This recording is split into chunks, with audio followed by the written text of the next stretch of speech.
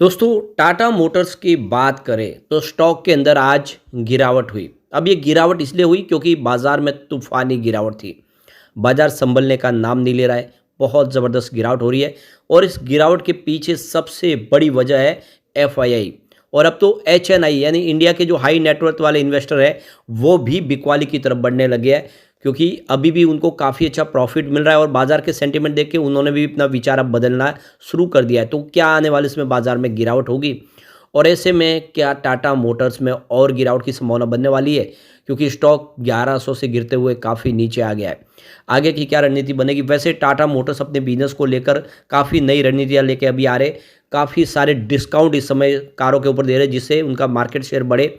EV में already market के leader है, लेकिन अब धीरे धीरे दूसरी कंपनियां भी तेज़ी से ईवी में बढ़ने लगी। इससे इनके लिए भी एक प्रॉब्लम हो गई कि वापस उसको कुछ और नया करे जिससे ईवी सेगमेंट में फिर से वो जो उनका मार्केट शेयर है वो बढ़ता हुआ दिखाई दे। तो यहाँ पे इन सारी बातों को जानेंगे इस वीडियो के माध्यम से।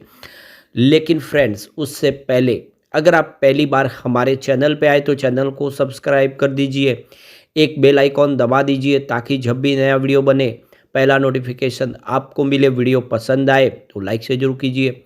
चलो फ्रेंड्स, वीडियो स्टार्ट करते हैं। मैं हूँ आपका दोस्त एसबी दवे और हमारे अपने चैनल ऑनलाइन कमाई में आपका बहुत बहुत स्वागत है। तो सबसे पहले बाजार की बात कर ले। आज बीएसई सेंसेक्स 76,293 के स्तर पे क्लोजिंग दी है। 1018 पॉइंट की भारी भरकम गिरावट हुई, यानी 1.32% गिरा बीएसई सेंसेक्स। कल भी बाजार में काफ़ी बड़ी गिरावट थी और पिछले कई दिनों से लगातार गिरावट हो रही है और बाजार इस समय अपने ऊपरी लेवल से देखें तो करीब 10,000 पॉइंट गिर चुका है। इससे बहुत ज़्यादा नुकसान हुआ है और स्पेशली देखें तो स्मॉल कैप और मिड कैप की बहुत भारी पिटाई हो रही है। अब आज एफआई का रुझान बाजार में बिकवाली का था, ज़बरदस्त बिकवाली आज भी हुई है। आज एफआई ने 11,495 करोड़ का नया इन्वेस्टमेंट किया, लेकिन सामने 15,982 करोड़ की उन्होंने बिकवाली कर दी।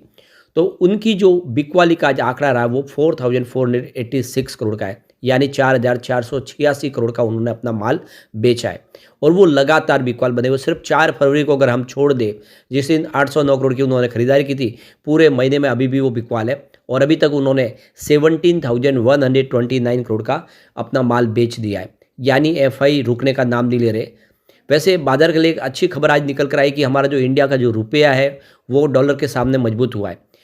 आप देख सकते हो कि फिर से इसका जो स्तर है वो नीचे आया है। 87.59 तक पहुंचने वाला जो इंडिया का रुपये था वो देख सकते हो कि 86 के समथिंग ऊपर तक आया है। इससे राहत जरूर मिली है, लेकिन बाजार उस खबर को डिस्काउंट कर गया है। वैसे बाजार को सपोर्ट मिल रहा है तो वो है डीआई की तरफ से। आज डीआई ने 13,787 करोड़ का नया इन्वेस्टमेंट किया, सामने उन्होंने 9,785 करोड़ की बिकवाली की। तो उनकी जो खरीदारी हुई है वो 4,001 करोड़ पॉजिटिव है, यानी वहाँ पे बिकवाली हो रही है एफआई की तरफ से, तो सामने डीआई बाजार को संभालने की पूरी कोशिश कर रहे। लेकिन उनकी खरीदारी के सामने अगर देखें तो एफआई की खरीदारी थोड़ी ज़्यादा है, क्योंकि यहाँ पे 4,000 करोड़ के आसपास खरीदारी हुई है, लेकिन उन्होंने 4,500 करोड़ का माल बेचा है। अब इस महीने में अभी तक उन्होंने 12,791 करोड़ का फ्रेश इन्वेस्टमेंट कर लिया है डीआई ने। लेकिन सबसे बड़ी प्रॉब्लम यह है कि ये जो 12,000 करोड़ की खरीदारी के सामने उनकी 17,000 करोड़ की बिकवाली है और इसी वजह से बाजार आपको बैलेंस में बनता हुआ दिखाई नहीं देगा, बल्कि गिरता हुआ दिखाई देगा। अब यहाँ पे अगर हम टाटा मोटर्स की बात कर ले तो 677 पर आज क्लोजिंग थी। 2.67% की गिरावट देखने को मिली। तो ये तो लाजमी है, क्योंकि बाजार में इतना 1,000 पॉइंट की गिरावट हुई है तो टाटा मोटर्स कैसे बचेगा। अब आप देखें तो टाटा मोटर्स अपने ऊपरी प्राइस से 42% ऑलरेडी अगर आप देखें तो क्रैश हो चुका है और मार्केट एक्सपर्ट का मानना है कि अभी भी और गिरावट हो सकती है। तो टाटा मोटर्स देखें तो कमर्शियल व्हीकल और यहाँ पे देख सो कि पैसेंजर व्हीकल की एक ऑटोमोबाइल लीडिंग कंपनी है। काफ़ी शानदार इसका बिजनेस है। अभी देख सकते हो कि 29 जनवरी को इन्होंने जो रिजल्ट पेश किया अपना, उसमें कंपनी का जो प्रॉफिट है उसमें 22.5% की गिरावट देखने को मिली, जो 5,578 करोड़ के आसपास रहा, जो पिछले साल सेम क्वार्टर में 7,145 करोड़ के आसपास था। तो कुल मिला के देख सकते हो कि दबाव की स्थिति है, पर टाटा मोटर्स अपने बिजनेस को पटरी पे लाने के लिए भरसक कोशिश भी कर रहे हैं और किस तरह से बिजनेस को लेकर आगे बढ़ना है। उन्होंने अपने टाटा मोटर्स के जो अलग अलग कारों के जो मॉडल्स हैं उनके ऊपर बम्पर डिस्काउंट ऑफर पेश किया है। तो ये जो डिस्काउंट है ये देख सकते हो कि 85,000 तक रुपये तक पहुँच रहे हैं, जिससे आने वाले समय लोग फिर से खरीदारी की तरफ आगे बढ़े। तो यहाँ पे अगर आप भी टाटा कंपनी की नई कार खरीदने की सोच रहे हैं तो ये आपके लिए एक बेहतरीन मौका है। टाटा मोटर्स ने अपने मैन्युफैक्चरिंग ईयर 2024 में मॉडल पर ज़बरदस्त छूट और exchange scrap as bonus offer पेश कर रही है। टाटा की Tiago, Tigor, Punch, Nexon, Altroz, Harrier, Safari जैसी अलग अलग सेगमेंट की गाड़ियों पर अच्छी खासी इस समय छूट मिल रही है और आप देख सकते हो इसका फ़ायदा उठाया जा सकता है। तो टाटा मोटर्स की प्रीमियम हैचबैक एल्ट्रोज के ऊपर पेट्रोल वेरिएंट पर 85,000 रुपये की भारी भरकम छूट कंपनी दे रही है और इसके साथ में 15,000 रुपये का एक्सचेंज बोनस भी है, यानी एक गाड़ी के ऊपर आपको 1,00,000 रुपये की आप बचत कर सकते हैं। बाकी अल्ट्रोज के डीजल और सीएनजी वेरिएंट पर 65,000 रुपीज़ का फ़ायदा मिल रहा है। टाटा मोटर्स की सबसे खास एसयूवी नेक्सॉन के पेट्रोल और डीजल वेरिएंट के खरीदने वालों को भी 35,000 रुपये तक का कैश डिस्काउंट दिया जा रहा है। साथ में 10,000 रुपीज़ का एक्सचेंज बोनस के रूप में भी दिया जा रहा है, यानी 45,000 का यहाँ पर भी फायदा है। टाटा मोटर्स की 2 पावरफुल एसयूवी हैरियर और सफारी पर 50,000 रुपये का कैश डिस्काउंट दिया जा रहा है। साथ में 25,000 रुपये का एक्सचेंज बोनस ऑफर कर, यानी 75,000 का यहाँ पर भी फायदा होता हुआ दिखाई देगा। इसके अलावा टाटा मोटर्स की टॉप सेलिंग कार पंच के पेट्रोल और सीएनजी वर्जन पर भी ग्राहकों को 25,000 रुपये तक का लाभ मिल सकता है। वही एंट्री लेवल कार टियागो और टिगोर पर ग्राहकों को 20,000 से लेकर 30,000 रुपये तक की छूट मिल रही है और 15,000 रुपये का अलग से एक्सचेंज बोनस भी मिल सकता है। तो ये ऑफर अभी फ़िलहाल सीमित समय के लिए और आप ले सकते हैं, मौके का फ़ायदा उठा सकते हैं।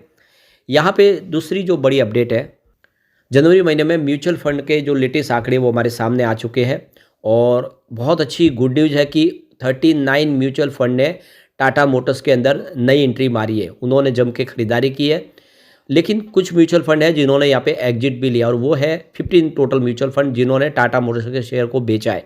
लेकिन ये आंकड़ा बहुत भारी है खरीदारों का। 39 म्यूचुअल फंड है जिन्होंने एंट्री मारी है, तो सामने 15 म्यूचुअल फंड ने ही बिकवाली की है। इससे एक बात तो समझ में आ रही है कि इस लेवल पे म्यूचुअल फंड बहुत शानदार खरीदारी कर रहे, वो जम के निवेश कर रहे। इससे एक बात समझ में आ रही है कि आने वाला जो समय है वो काफ़ी बेहतर रह सकता है टाटा मोटर्स के लिए।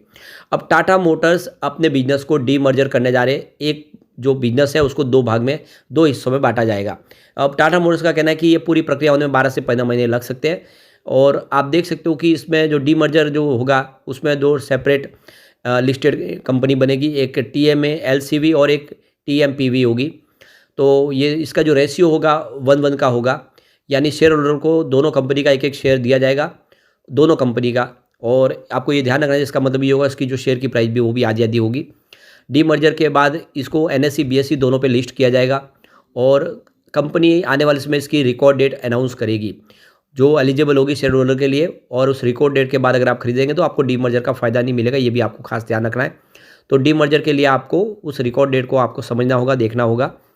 तो बहुत जल्द आप देखें इसकी जो लिस्टिंग डेट भी सामने आएगी डीमर्जर के बाद। अभी देख सकते हो इसमें शेयर होल्डर की रजामंदी लेनी होगी, क्रेडिटर्स की भी परमिशन लेनी होगी और रेगुलेटरी अप्रूवल भी लेने होंगे। अभी जो मामला है ये एनसीएलटी के पास है। एनसीएलटी की रजामंदी मिलते ही आप देख सकते हो आगे शेयर होल्डर की मीटिंग बुला के इसको मंजूर कर दिया जाएगा। अब यहाँ पे एक बार टॉप 10 म्यूचुअल फंड देखें जिन्होंने निवेश किया हुआ है, तो सबसे ऊपर एसबीआई कॉन्ट्रा फंड डायरेक्ट ने यहाँ पे निवेश किया है। सेकंड जगह पे आप देखें नंबर पे तो Franklin India Opportunity Fund direct growth का भी निवेश है। इसके अलावा ICICI Prudential Manufacturing Fund direct का यहाँ पे निवेश है। इसके अलावा ICICI Prudential Value Discovery Fund का यहाँ पे निवेश किया हुआ है। इसको यहाँ पे देख सकते हो कि Sundaram small cap fund direct growth का भी निवेश है। इसके अलावा Parag Parikh flexi cap fund direct ने भी निवेश किया है। Templeton India value fund direct का भी यहाँ पे निवेश है। इसके अलावा आईसीआईसी प्रूडेंशियल रिटायरमेंट फंड का इक्विटी प्लान का भी यहाँ पे निवेश है। SBI long term equity fund direct growth ने भी निवेश किया है। इसके अलावा ICICI prudential large and mid cap fund ने भी निवेश किया है। तो ये टॉप 10 म्यूचुअल फंड है जिन्होंने टाटा मोटर्स में निवेश किया है। लेकिन फ्रेंड्स, कोई भी इन्वेस्टमेंट करने से पहले अपने फाइनेंशियल एडवाइजर से एडवाइस ले ले या अपना खुद का रिसर्च करें, क्योंकि मैंने वीडियो आपके एजुकेशनल पर्पज़ के लिए ही बनाया। वीडियो पसंद आए तो लाइक से जरूर कीजिए और चैनल को सब्सक्राइब कर दीजिए। Thank you friends.